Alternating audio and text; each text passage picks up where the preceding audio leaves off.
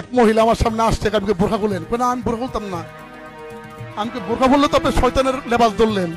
কেন? আমি শয়তানদের সবাই, শয়তান সবার দেখবে কিন্তু শয়তান দেখেও, তাহলে আপনি বোরখা বলে সবার দেখতেছেন কিন্তু আপনার কেউ দেখতেছেন না, তাহলে আপনি কি? আস্তাগফিরুল্লাহ। আল্লাহর একটি ফরজ বিধান পর্দা। এই ফাউল সে পর্দা নিয়ে কি ধরনের কথা বলল। ইনি নাকি ফকির, আসলেই তিনি ফকির, এলমে ফকির, তিনি মিসকিন। আপনারা যারা এইসব ফাউলদের পক্ষে থাকেন, তিনি ইসলামের বিষয়ে পর্দার বিধান নিয়ে একজন আল্লাহকে ভয় করে বোরকা পরে, সে বোরকা নিয়ে সে কত ধরনের কথা বললো, শয়তানি কথা বললো। তাকে কি শাস্তি দেওয়া উচিত আপনারা মনে করেন? এই ভিডিও দেখার পরে তাকে মনে হচ্ছে যে তাকে 2 গালে আমি একটু আদর করে দিই, কিন্তু রাসূল সাল্লাল্লাহু আলাইহি ওয়াসাল্লাম গালে মারতে নিষেধ করেছেন দেখে এই আদরটি আমরা করতে পারলাম না। কিন্তু তাকে আইনের আওতায় এনে দৃষ্টান্তমূলক শাস্তি দেওয়া উচিত।